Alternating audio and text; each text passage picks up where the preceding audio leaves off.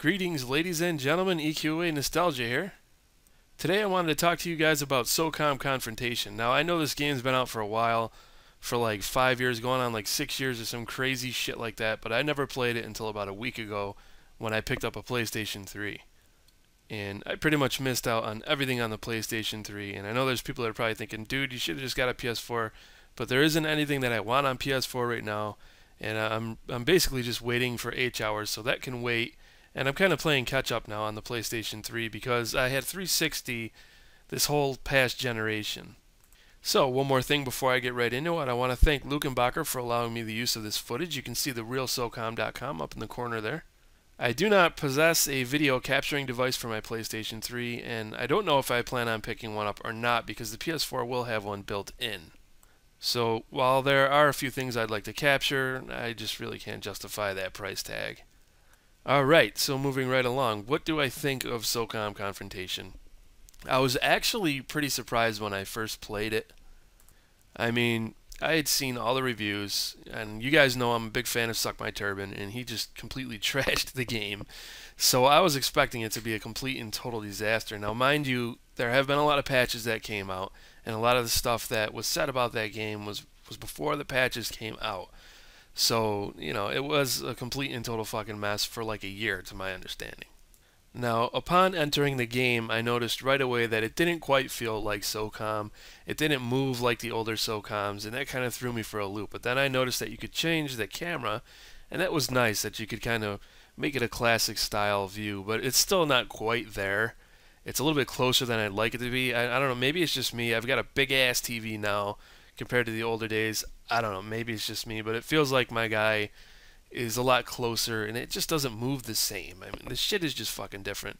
And SOCOMers, I mean, we're really picky, because SOCOM 1 and 2, I mean, I don't know how to explain it. It's just, if you didn't play those games, you got so into those games that the very engine, the very foundation of that shit was built into you in the way that you played it.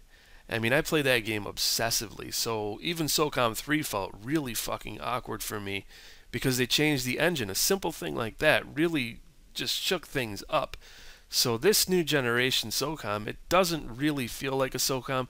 It feels like somebody took a look at SOCOM and then to the best of their ability tried to mimic it. And they didn't quite get it 100%, but they did a fair job. Now, like I said, before the patches, it was a fucking mess, and I'm glad I wasn't there for that because I probably would have snapped my disc in half as well. And it's kind of different from my perspective because it's almost like when you hype something up and you got all this hype about something and you're hyped about it, and then you play it and it falls short of expectations. I didn't have that because I had walked away from this series anyway. I was pretty much just, you know, like I said in my previous video, my cousin who I played with, he passed away, so I was like, you know, fuck this. This just, I'm not feeling it anyway. It's changed, you know, and I just kind of walked away from it. And then I heard that it sucked, so I was like, whatever.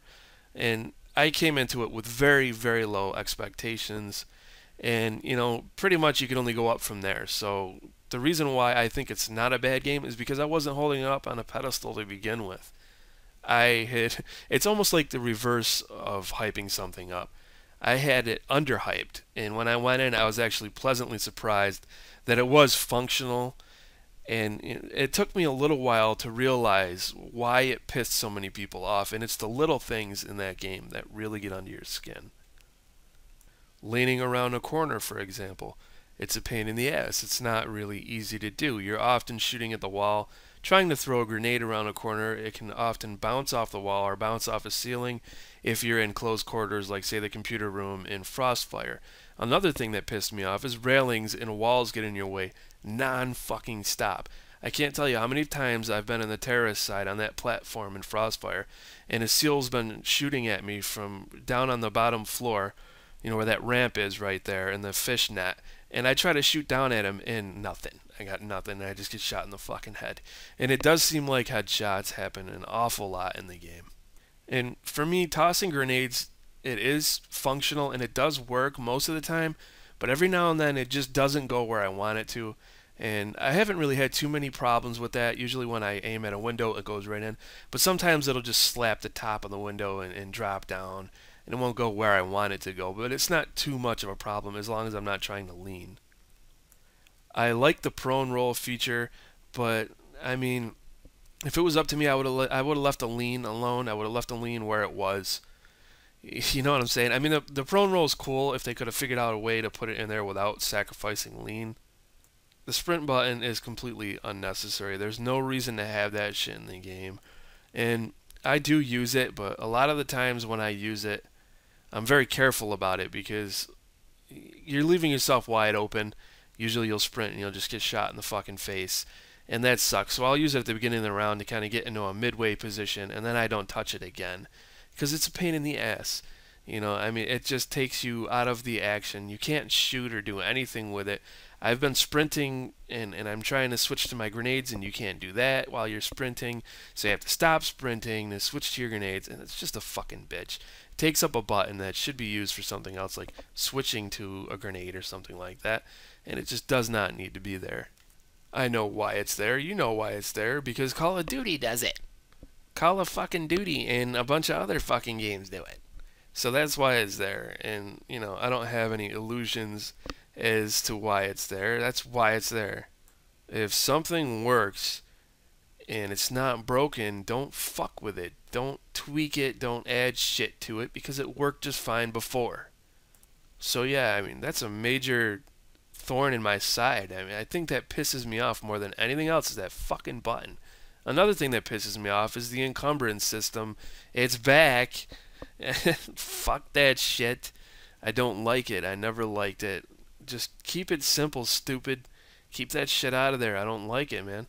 I don't like the fact that somebody can be wearing body armor and they can take more hits, or somebody that doesn't wear it. I guess it's supposed to add depth. Yeah, not really. It doesn't really add depth. It's just a fucking pain in the ass. So yeah, leg armor, body armor, gay. Just fucking gay. I don't care for that stuff. There aren't enough maps in the game. There's only 7 maps, and Socom 2 had a shitload of maps, and I guess I got spoiled by that. I think there was something like 20 some odd fucking maps in that game. Most multiplayer shooters have more maps, and the fact that this does not go offline at all, where are the maps? I mean, yeah, you can download them, and that kind of got on my nerves too, because I'm supposed to drop $15 so I can play Vigilance, Blizzard, and Night Stalker, which are some of my favorite maps, and I can't play those. And at this point, there's no point in even buying those maps because the fucking game's being shut down on the 28th of January. It just seems to me like that shit should have been in the game from day one. And I did hear that they didn't have a lot of time to work on the game. They had a low budget. So I guess that's kind of understandable, but at the same time, did they really have to charge for that shit? And did it have to be $15? Couldn't it be like $5? Even $10? I mean, I don't know. It just pisses me off. I really want to play them because I am a sucker for maps with snow, and I just love winter-style maps and levels in any game that I play. And to see Night Stalker with the snow and shit, I really want to play that. I really want to play Vigilance. I like the way that looks now. And Blizzard has always been awesome. It's Blizzard. I don't really give a shit about the other maps that are included in that. You know, I'm a classic kind of guy. You know, I just want to play the classic shit. I want to get some nostalgia out of the game. So I don't even play the new maps that are in the game now. I don't bother with them. I played 1 or 2 of them, and they just seem too big. I don't like that. You're running around, and then some fucking camper shoots you. And no, I just... You know, if I have a choice between maps that I know and love and have a nostalgic feeling about and maps that I don't know and they're big and I don't know where people are hiding, I'm going to pick the maps that I'm comfortable with and the ones that are nostalgic for me, especially in a Socom title. I like the fact that you can play all the game modes on like every map. I don't think there's any restrictions on what game modes you can play on the maps. And I do play Respawn. I know a lot of people are probably thinking, oh, geez. But I do like to play Respawn. It helps to sharpen your skills, and I've been playing a lot of that because I'm out of practice. So I play a lot of Respawns, and I like the fact that you can play Respawn on Desert Glory and shit like that because I believe you couldn't do that before. I may be mistaken. Don't hold me to that. It's been a long time, fellas. But, I mean, I was really satisfied with the way they did Frostfire. I really like it. I play the shit out of it. And, you know, that was like my favorite map. I had a few of the maps that I really liked. Rat's Nest I would have liked to see because I used to love playing that in SOCOM 1. They completely fucked that map up in SOCOM 2 in my opinion, but I did like it in SOCOM 1. It was one of my favorite maps.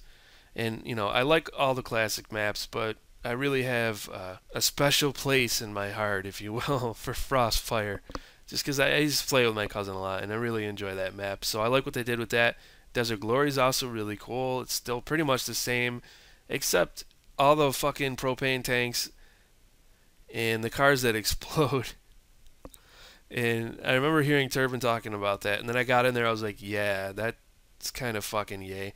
Because one of the first things I did in that map was I hid behind a car, and I wasn't thinking about it, because you just figure it's just a car, what the fuck.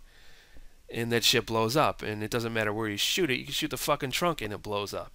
So that's pretty lame, but then I got a little hip to it, and I started blowing people up with cars, so it works out, I guess, but it doesn't need to be there. Some of the stuff just kind of doesn't need to be there. I missed the jump to climb feature. You can't do that anymore. If you can, I haven't been able to pull it off. I gotta press the fucking X button, and then my guy kind of goes into this little animation where it leaves you vulnerable for just a couple of seconds, but it sucks, and I don't like that.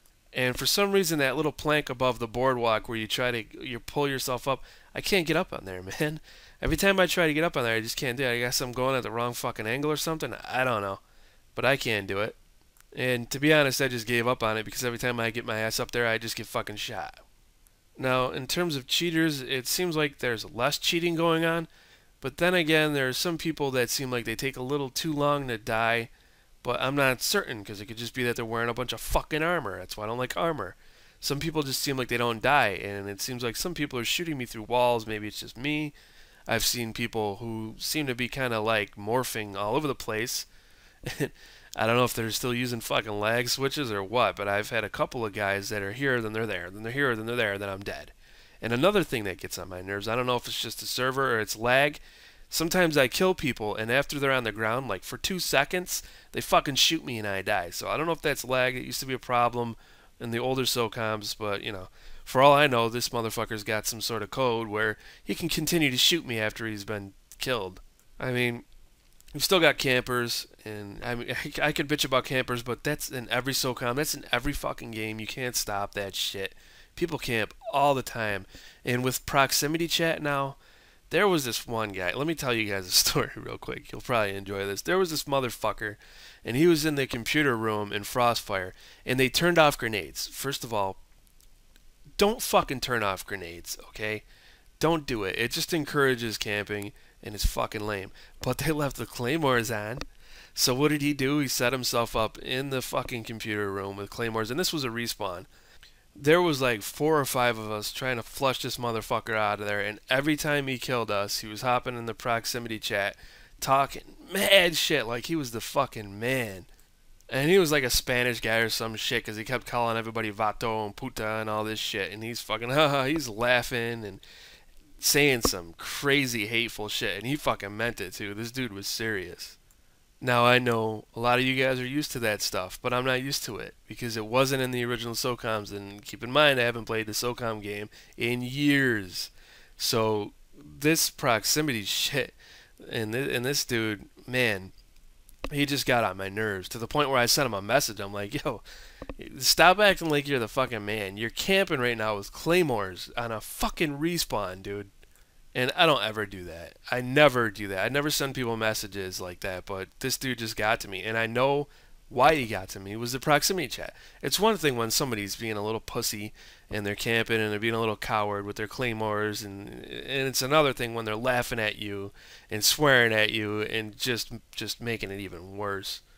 I mean, proximity is one of those things where I'm not entirely certain how I feel about it. If it's being used like that, just keep that shit out of the game. I know a little bit of smack talk is SOCOM. I get that. But after a while, it just becomes really unsportsmanlike, and it's just really fucking childish. And it is funny when someone's, they're not facing you. Like, I've had people camping, and I'd be like, hey, turn around. And they try to turn around, and you shoot them. That's funny. That's funny. But I don't go, you fucking pussy. That's not funny. That's just acting like a bitch. And that kind of attitude is contagious, and everybody else starts to get pissy, and they start acting that way. And then before you know it, got a room of people who are being really, really shitty to one another. And that kind of brings me to this point I wanted to talk about that Paul Awal mentioned on the forums on SOF and the real Socom. That Socomers kind of have like a bad rap of being trolls and shit like that. And, you know, I know we're mouthy. I mean, you listen to me doing this. I can't talk about Socom without swearing because it's fucking Socom, man. You know what I'm saying? But it's just, I think a lot of competitive games are like that. So, you know, competitive games tend to get people riled up and they get really hostile. You have a lot of that going on in games like League of Legends, and like I said on my forum post, League of Legends is worse than SOCOM. Those people are just brutal, man. Probably the most toxic community I've ever been a part of. And yeah, I mean, like SOCOMers, there's like a brotherhood there. If you're a SOCOMer, you know what I mean. It's just kind of like a brotherhood, and we have an understanding that we're mouthy. We swear like sailors, and we just don't give a fuck. And, you know, it just, I don't know. I haven't really met a lot of trolls on SOCOM. In this one, I've seen quite a few of them on proximity chat. In proximity chat, it can be cool. It can be something that is utilized, you know, to hear if someone is coming and they're talking, or one of your buddies or something if you're close to them. But I think it's mostly just used for trolling when people are camping or they're being assholes. I'm not certain if it was confirmed for H-Hour, but I think they're going to put it into the game, so I think that's kind of unfortunate. There's one more thing that I could think of off the top of my head that pisses me off, and that's when the room freezes up. And from my understanding, that's because some fucking asshole intentionally freezes it up, or he's using some codes or some shit like that, and then I have to reset my PlayStation, like a hard reset. I don't like doing that. I mean, it can't be good on the system. I don't like it. I've had it happen like 4 or 5 times. I know that's something that can easily be avoided with pass rooms and shit like that, but come on, I mean, who wants to do that all the time? Sometimes you just want to jump in, most times, you just want to jump into the game and start playing right away. You don't want to fuck around and have to create rooms. I know some people were pissed off that you couldn't make ranked rooms or something like that. You had to play in the pre-designated rooms. I don't care about that. I don't give a fuck about rank. I really don't care. I never really cared about rank. There was a time where I did sweat my rank in SOCOM 2, and then something happened. I ended up losing my rank because everybody else was fucking ranking up and doing stupid shit. And I didn't like the ranking system back then because if you got killed by like a butter stick and you had your wings, it just fucked you up really bad. And I remember getting really frustrated over that kind of shit, man. And a long time ago, I walked away from the ranking system and said, I'm just going to have fun. I don't fucking care what my rank is. I don't care where I'm positioned on some imaginary fucking board that people cheat on and rank up in because they have absolutely no life. I don't care about that shit. So that doesn't bother me. So in closing, I did enjoy this game. I had some fun with it. I think it's a shame it's being shut down. I know there's people out there who are like, fuck it, who cares? But, you know, it's the last SOCOM style game until H-Hour, so we've got a while before we can get any kind of decent third-person shooting. You know, every night I get on the game, there's at least 400 or 500 people playing it, so there's still people playing it. And I don't know about SOCOM 4, but I plan on doing a review for that. I'm going to be picking that up probably tomorrow to try it out. I know I'm not going to like it as much as Confrontation because it's just not as classic, so I'm not going to like it as much. I'm going to try to judge it, like try to think that it's not a SOCOM, you know what I mean? I'm going to try to think of it as a completely different game, and maybe I'll, you know, enjoy it more than others. So yeah, you can look forward to a review on that. But, you know, I think a lot of the reason why Confrontation isn't the same for me is because I played SOCOM 1 and 2. And when I played those games, I was 20 years old, 20 or 21. I was younger. I had my cousin with me. You know, that is something that can never be fucking replaced, man. And a lot of people have the nostalgic feeling as well. But for me, it's even more so because my cousin was there. So nothing will ever be the same. Ever in a million years. Not H-Hour, not anything.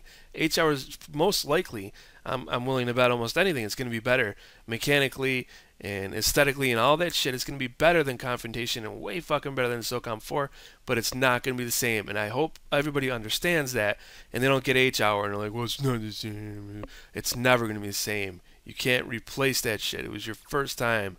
A lot of us, it was our first time. It was the first online game I ever played. and that's always going to have a special place in your heart, no matter what. So yeah, that's about it for my review. I mean, I don't even know if I can call it a review because it's not like structured. I'm just kind of rambling about what I liked and didn't like. I'm not really good at that kind of shit, guys. I'm not good at like putting up a list. I'm not fucking IGN, you know what I'm saying? I'm not good at that. I'm being real here. I'm just speaking from the heart. And in closing, I just want to say that I think there are going to be a few people who think that when they pledged for H-Hour, they were getting into a time machine that was going to take them back to August of 2002.